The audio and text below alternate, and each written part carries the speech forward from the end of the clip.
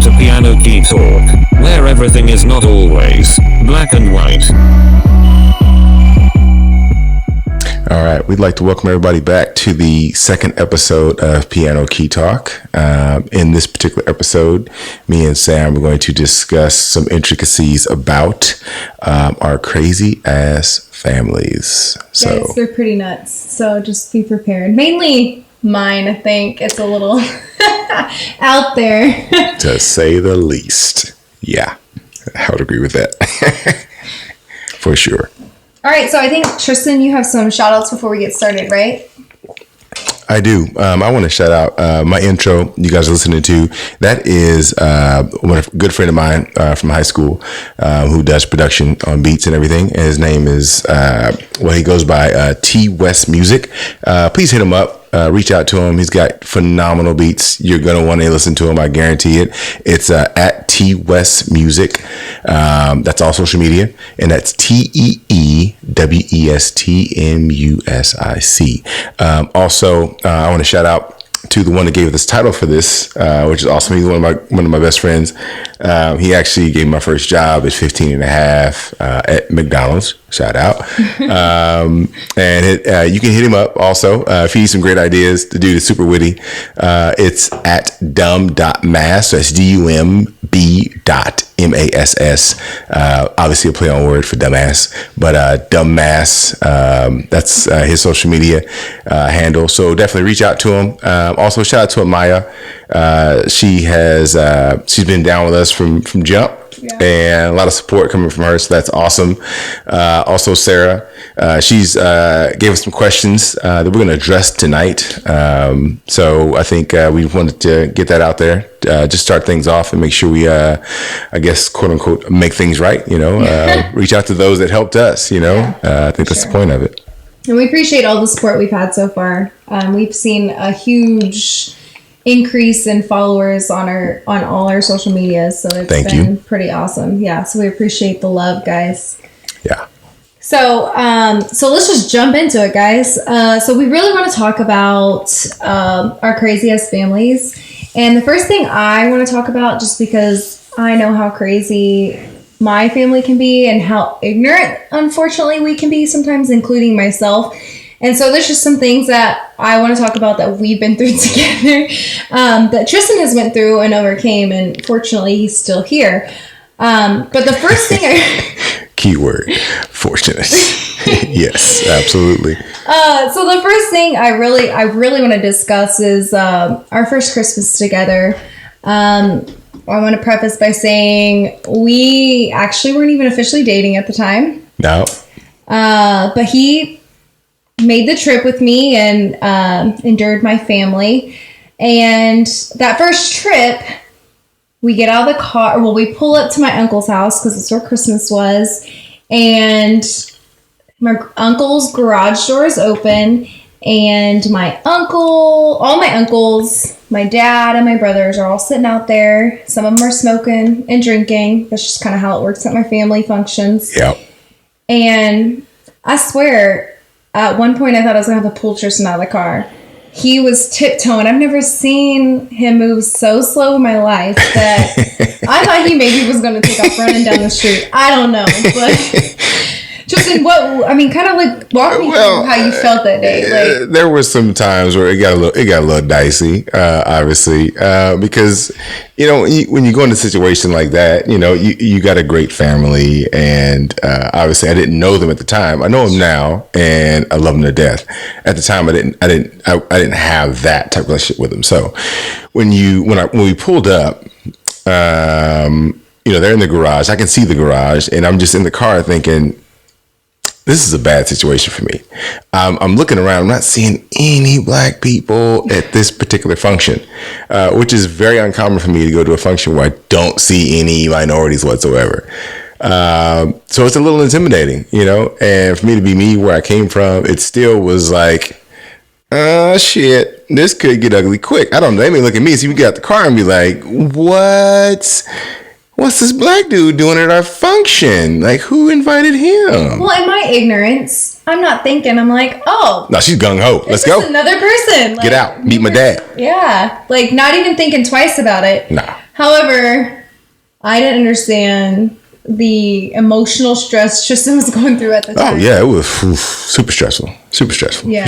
For sure. So, but whenever Tristan finally got the courage to make those, short 100 steps to the garage, to meet every man pretty much in my family, Yeah. all at once, they were extremely friendly. Like Tristan, I think, was kind of in shock I that was thrown off for sure. I was thrown off. how for sure. friendly. I think the first thing they asked him was like, I think they shook his hand, said, "Hey, how are you doing? Do you want a beer?" I think Yeah. that was the very first thing that they said Yep. to him. Yeah, and that's the craziest thing. So in this particular episode, we're going to like it was those preconceived notions that I had going into it, and they were all wrong. But it's no different than if she came to a family reunion of mine. Right. There's going to be preconceived notions and stereotypes that you are going to associate with that group, and I immediately started throwing them out there.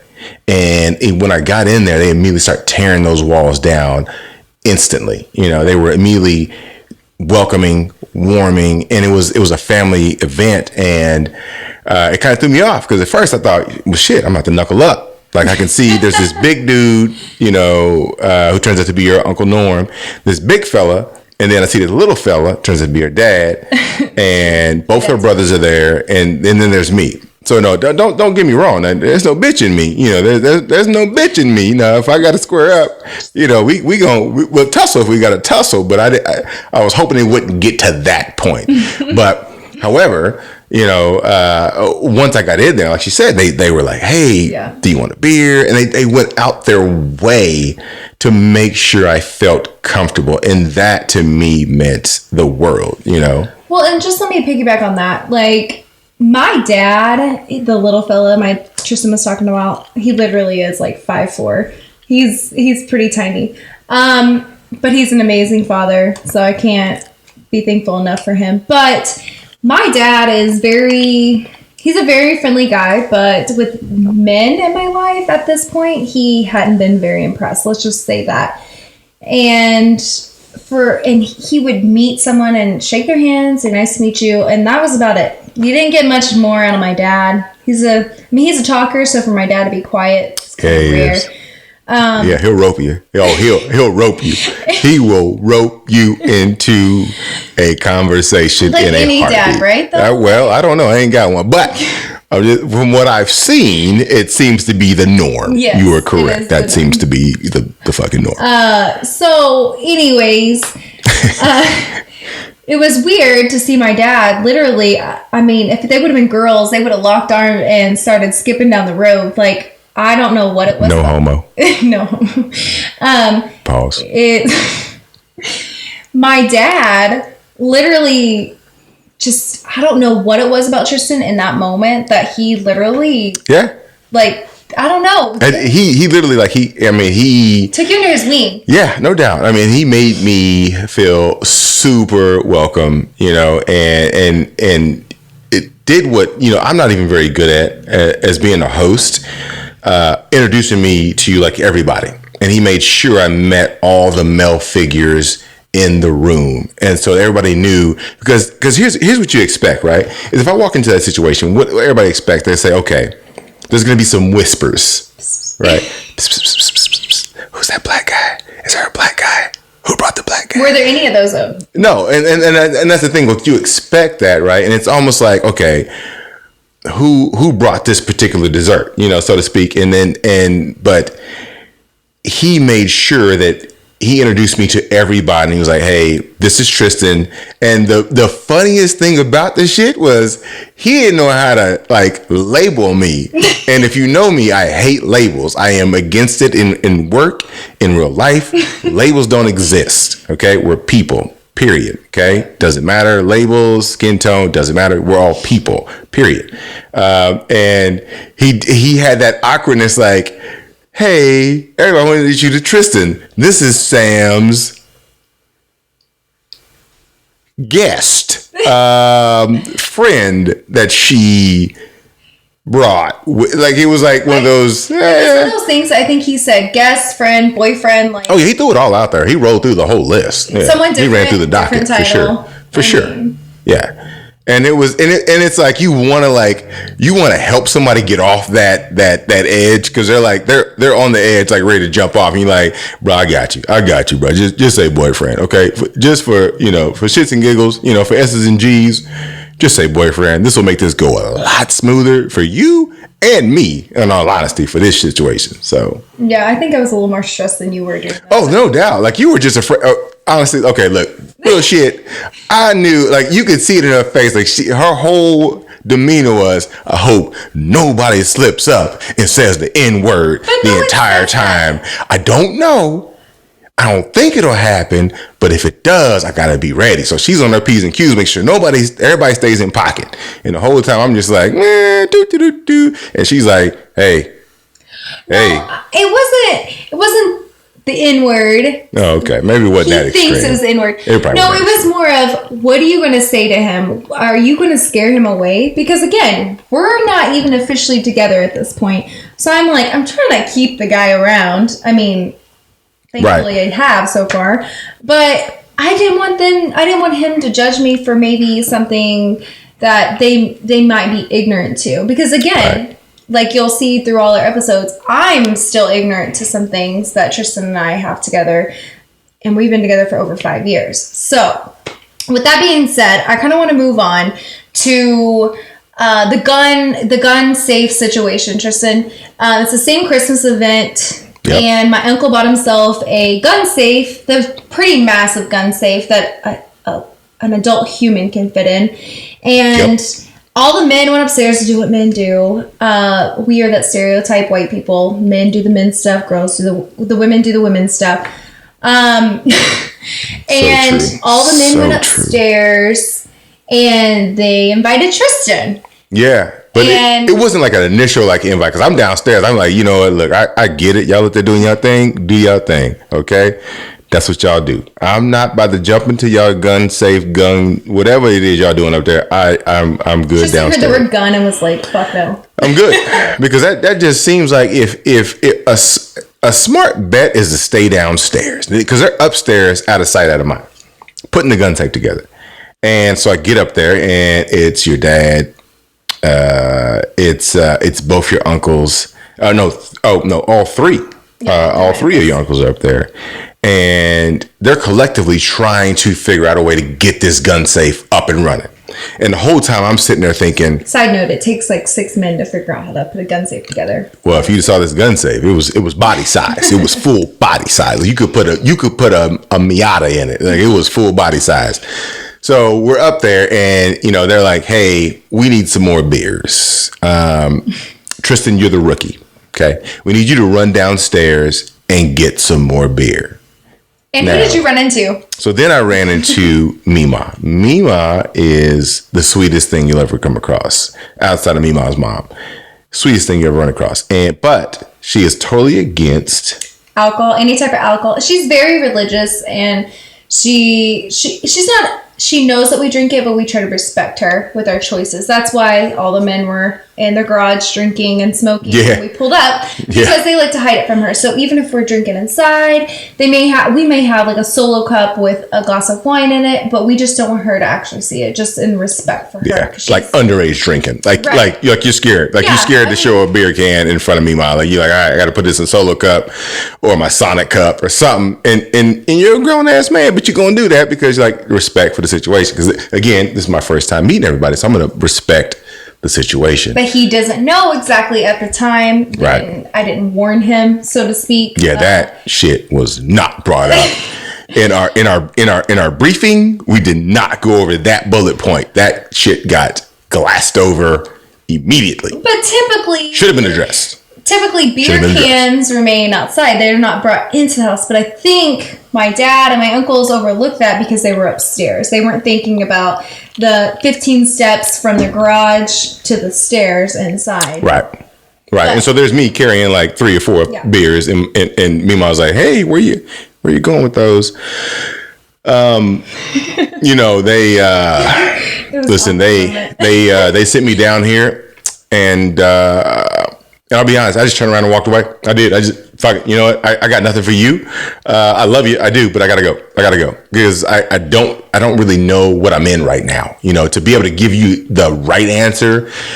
It's not gonna be there. It's not gonna be there. We won't find it, you know. But what's funny is it's still kind of an undercover joke. Like, haha. It really is. The time we got Tristan. Yeah, it really is. Yeah. It really is. But you know, it was all in good fun though. All in good fun for sure. For sure. So we talked about my Meemaw. So let's talk about my great grandma. So that's my Meemaw's mother. She's 93. 93. Let's just talk. That's first of all, that's amazing. Okay. Yeah. That in itself. But go ahead. Phenomenal. That's just blessings. Blessings. So from the moment she met Tristan, I think it was we had been dating about a year because she wasn't at that first Christmas. And we've had a couple events that he'd went to, but she finally met him about a year later. And from the moment she met Tristan, I don't know what it was. He just has that infectious personality. Everybody out there that knows Tristan, they know.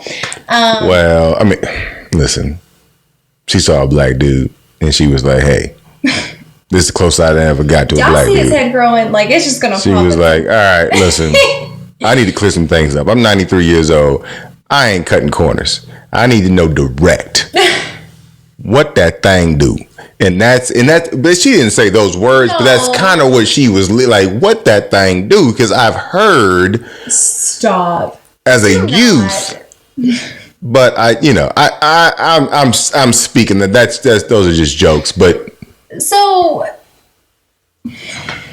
know, it's like, you know, she was so inquisitive and so again welcoming, you know, and I think that was like a surprise to me because at 93, right, you lived through segregation. Mm-hmm. I mean, in all honesty, that's the Great Depression, right? That was the 30s, right? Great Depression. So went through that with loaves of bread with 5 cents, you know, went through all those things, the civil rights movement, all those things. She went through all of it. Now, I don't know what side of the fence she was on those situations. I think you know.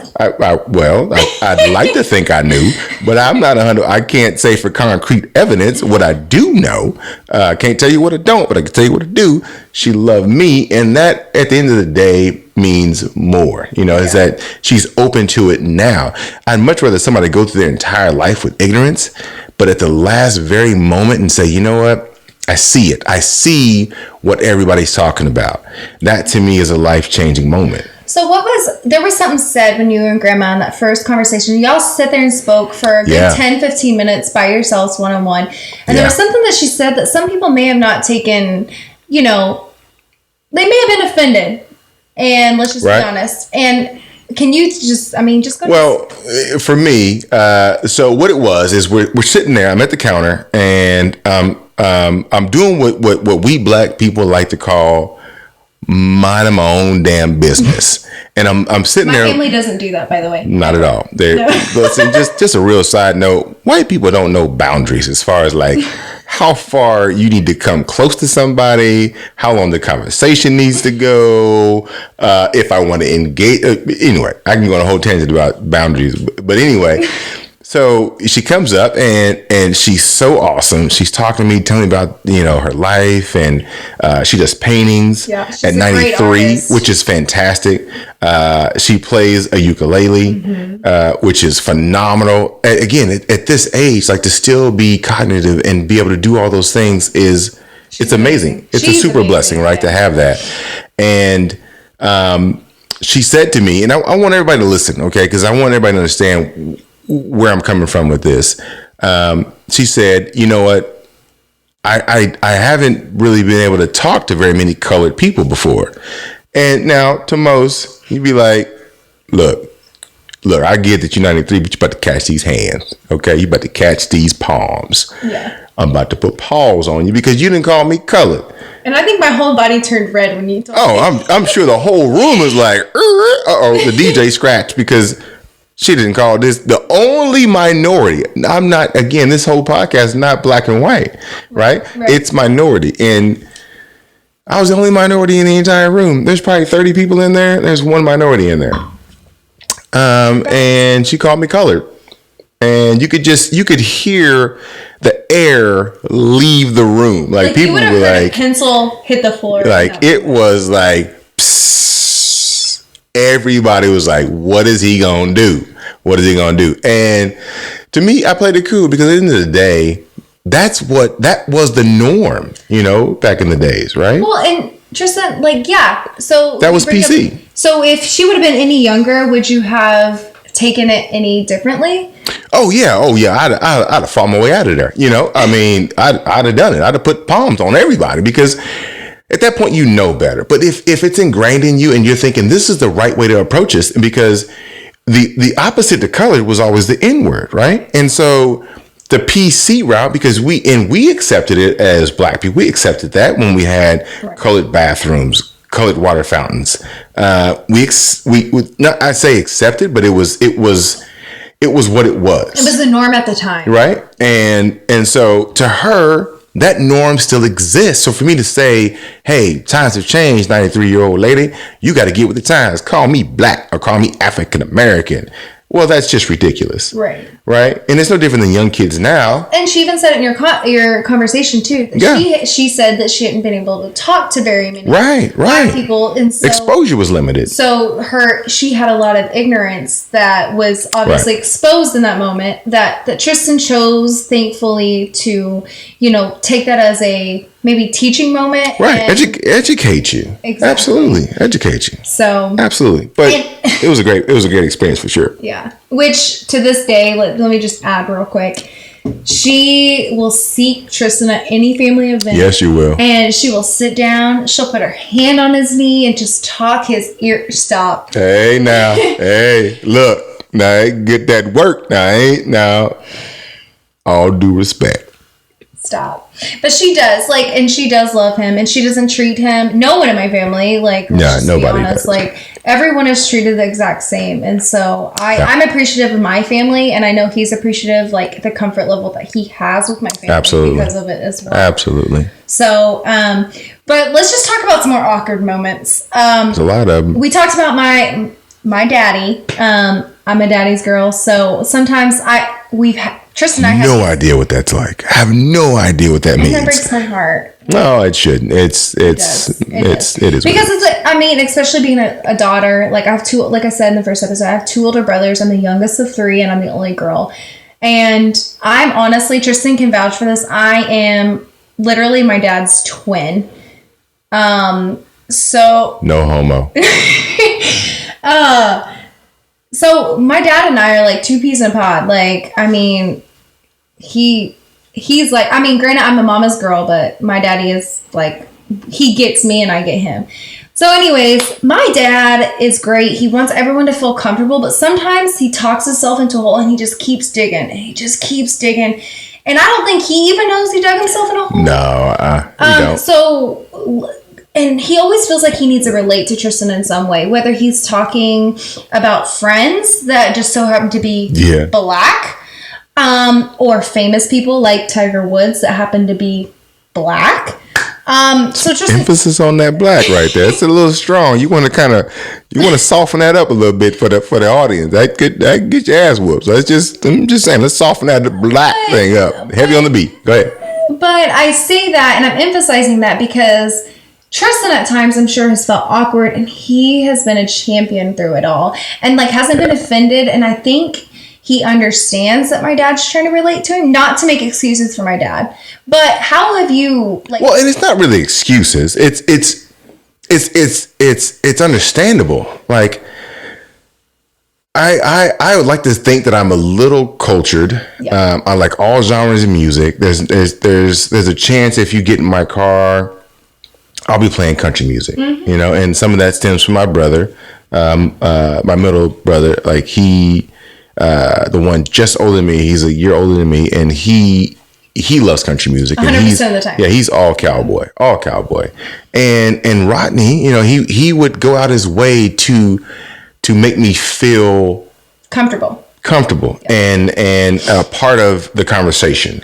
And sometimes it gets to an awkward space. In that awkward space, and I think a lot of people can relate to that, where if you're in an environment where you're talking to somebody and they're like, and they keep repeating the same narrative, and you're like, okay, understand that I get it, but let's bounce off that. Okay, let's bounce off that. Let's get to something else. But you sticking, you stay. Okay, you gonna stay there? You in that lane? You stay in that lane, and he stays in that lane, and he does that, and he will ride that lane until the wheels burn out. Now, has he gotten better over there? Oh yeah, no doubt. I mean, now it's like it's an afterthought. I don't know if he's ever even done it since, it's been years since he's done it. But initial conversation. The initial ones, yeah, he wanted to know that he was down with the brothers, and it's like, you don't have to go Black Panther on me. Like, you could just be you and say you had friends, and by the definition of the way you define your friendship, I, as a Black man, will be able to determine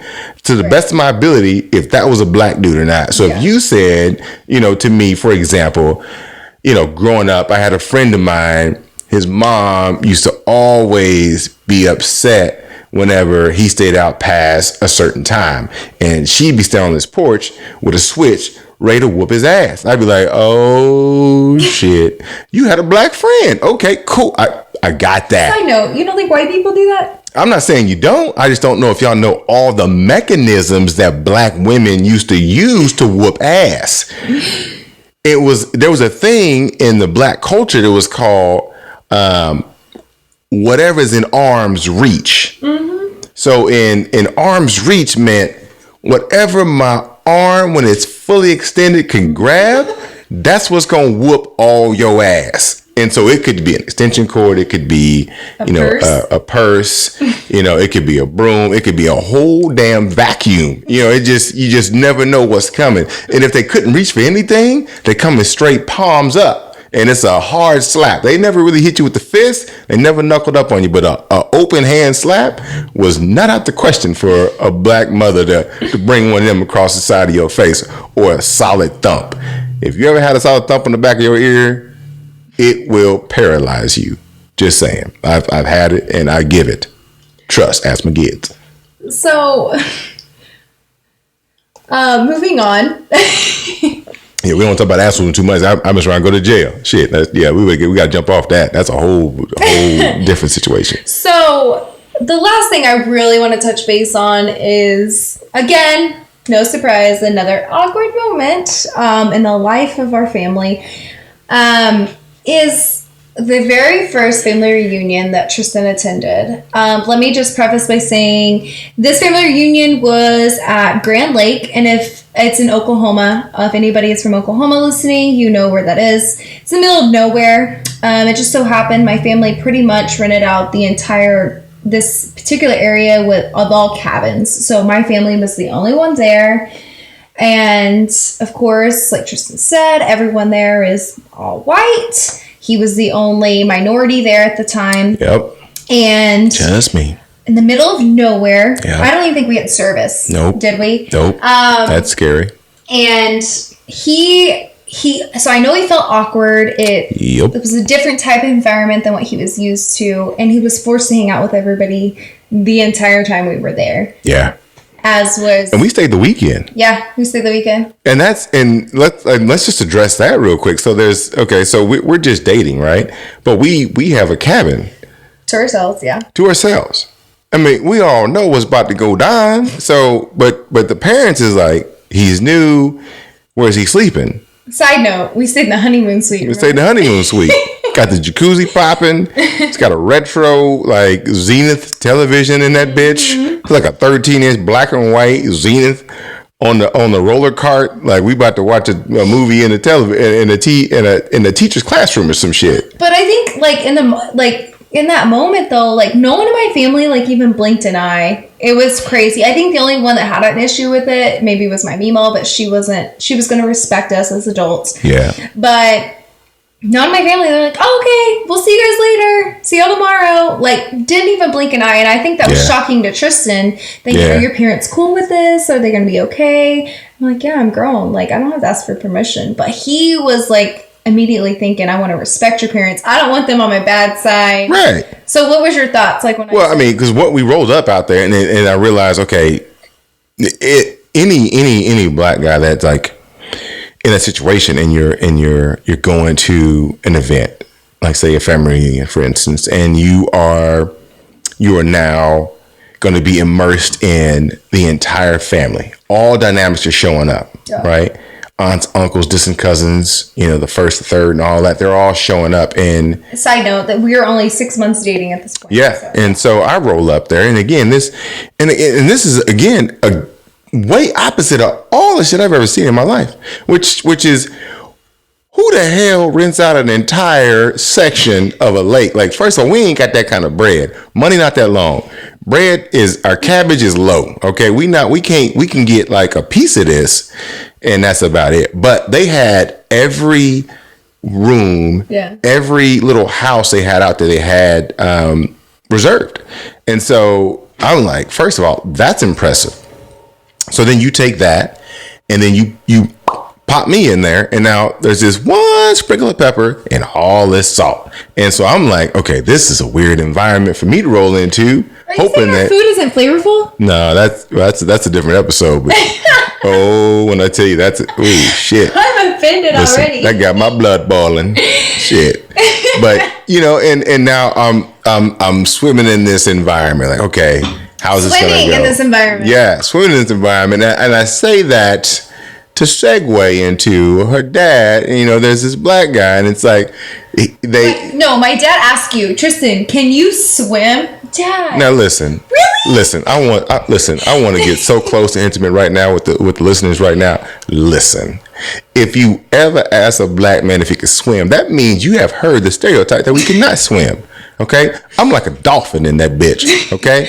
I got a mean ass backstroke, breaststroke, freestyle. Fuck around and swan dive on your ass. Okay? But for this particular situation, when in Rome, oh my God, do as the Romans do. He took advantage of my dad's ignorance, my family's ignorance, not just my dad. Oh yeah, the whole family, Norm, all of them. Like that was probably they were so excited. Oh my God, like, he can't swim. He's grown. He's a grown man, a grown ass man that can't swim. He truly is black. He can't swim.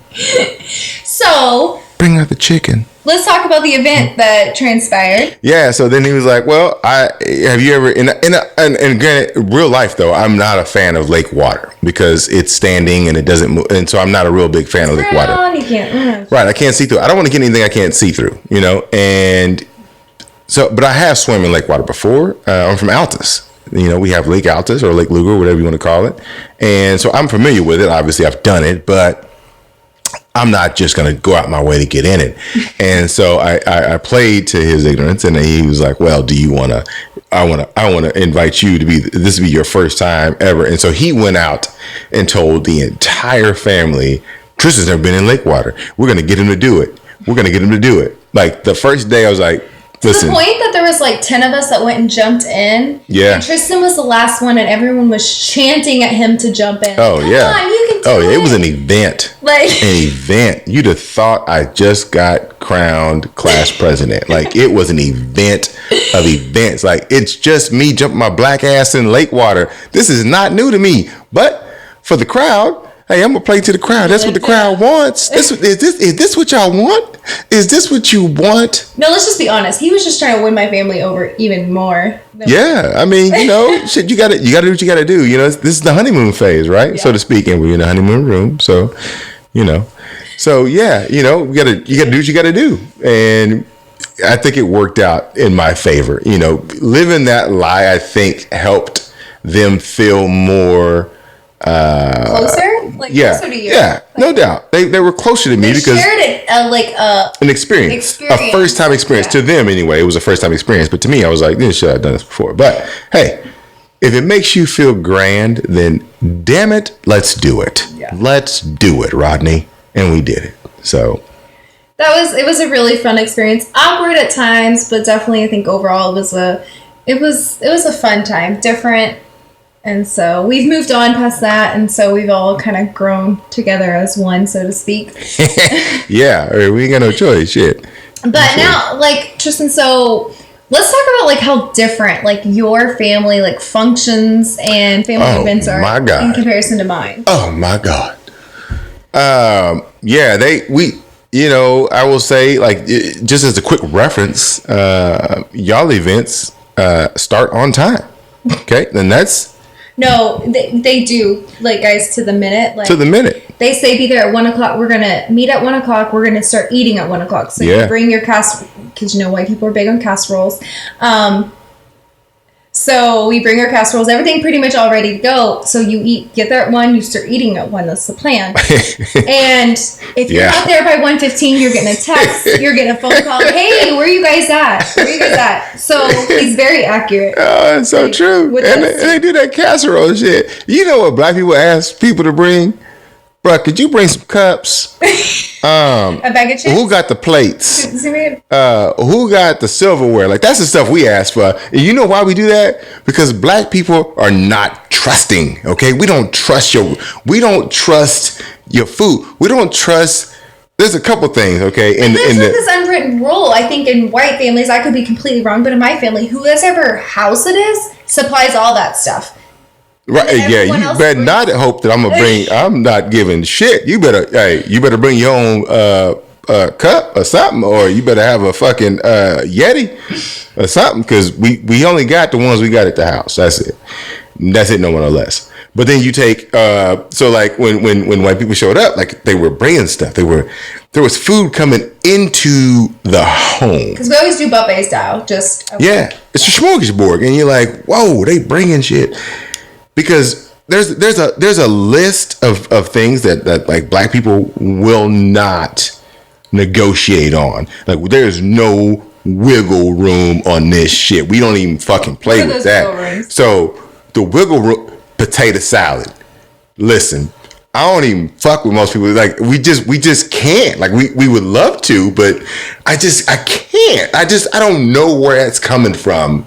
I don't know what's in there. I mess around, eat a peanut. It's like, I don't know how you get down with that. Maybe it's too yellow. Maybe it's not yellow enough. Maybe it's not even got a little bit of sweetness to it. I don't know. Oh, Lord. And then we get into the pumpkin pie, sweet potato pie issue, and that's a whole can of worms that nobody wants to open. That could be a whole episode. Oh, that could start a fucking fight. Let me bite into a pumpkin pie. I'm swinging. I'm throwing the pie first. You would probably wake up with me in the moment. Out the gate, throwing the pie. Pie getting thrown. Okay? Because I got set up for the okie doke. So it's just, if your family says, okay, like, for instance, when we attended your grandma's 90th birthday, rest in peace, Grandma. But when we showed up there, they said lunch was like at 2, right? Yeah.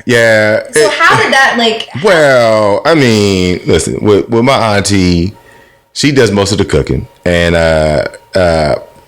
R.I.P., she passed away recently, but she does most of the cooking. And she's phenomenal. Like, she brings out the best in food. And my grandma loves it. The whole family loves it.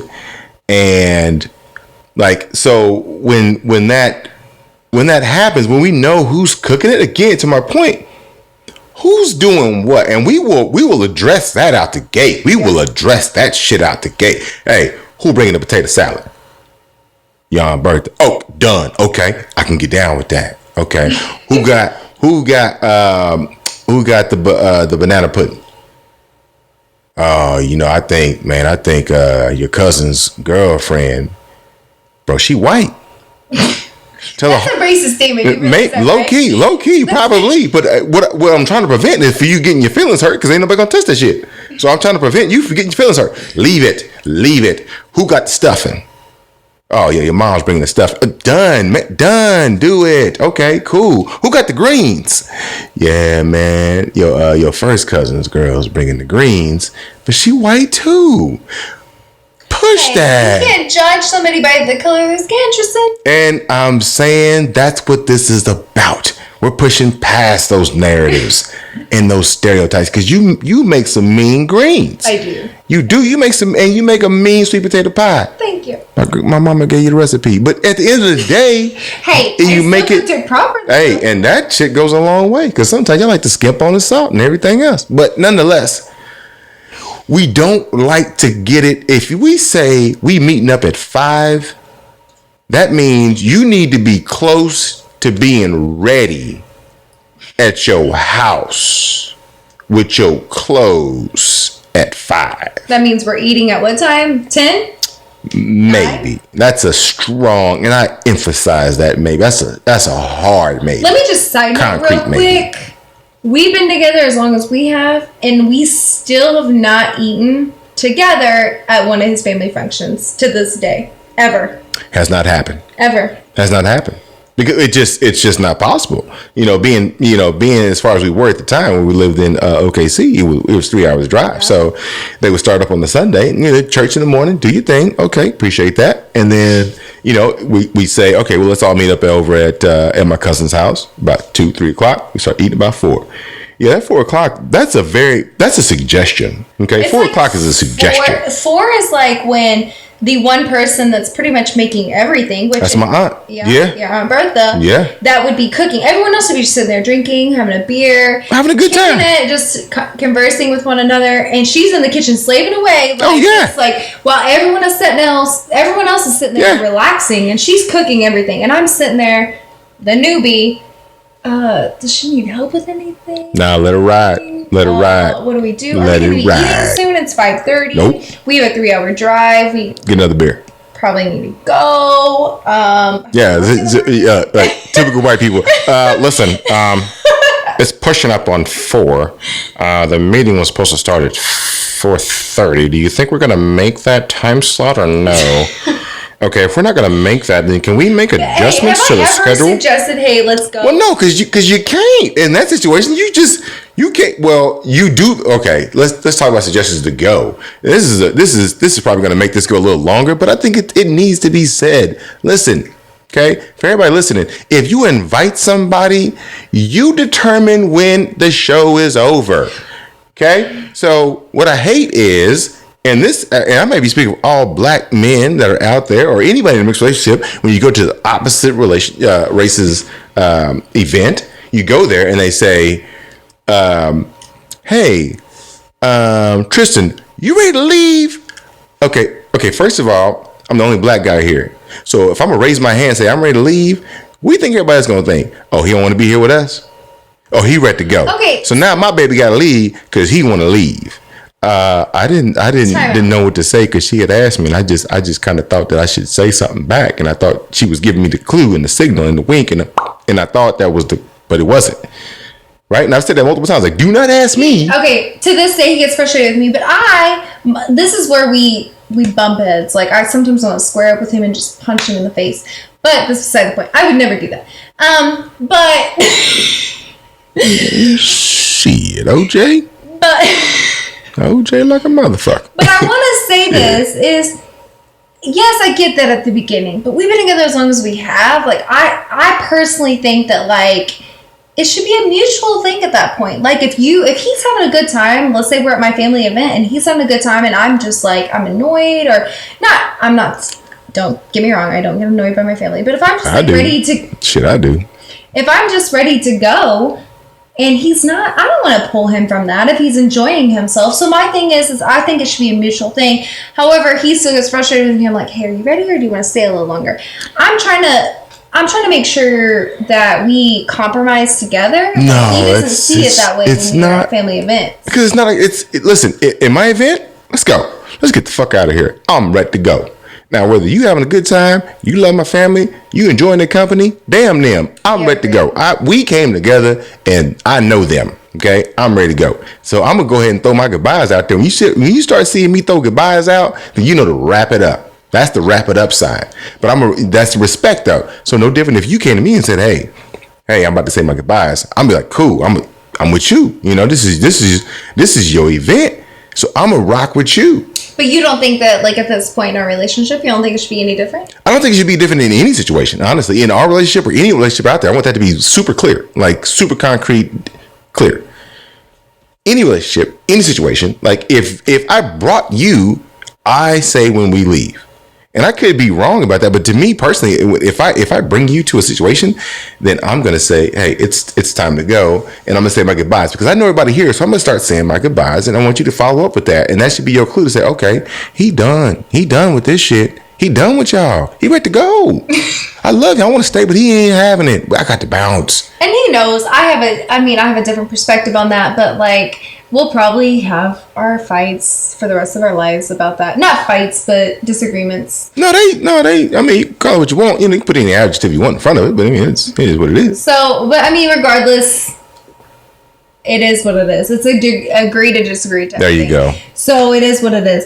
But let's talk about a different side of your family. We talked about my family, how it's not diverse at all. So it's pretty one-sided. At one point, Tristan was the only minority. I hate that term, but he was the only minority at one point, and we've recruited a few more at this point. Oh yeah, we put it out there. You know, it's well, I say, you know, we. I mean, I think, you know, us together have put it out there that this family they accept this. This is okay. You can come on in here, and that's opened up the opportunity for a couple of people to come on board. You know, we recruited them. They came in. You know, they're on the team now. We drafted them.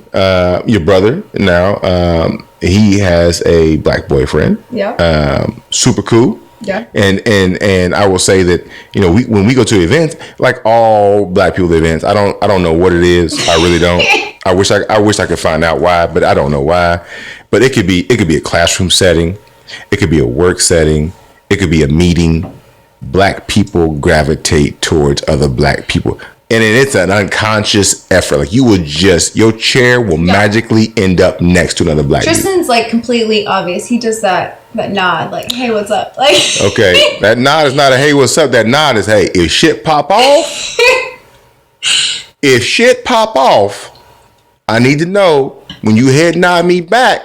We gonna knuckle up and get the fuck up out of here. Me and you.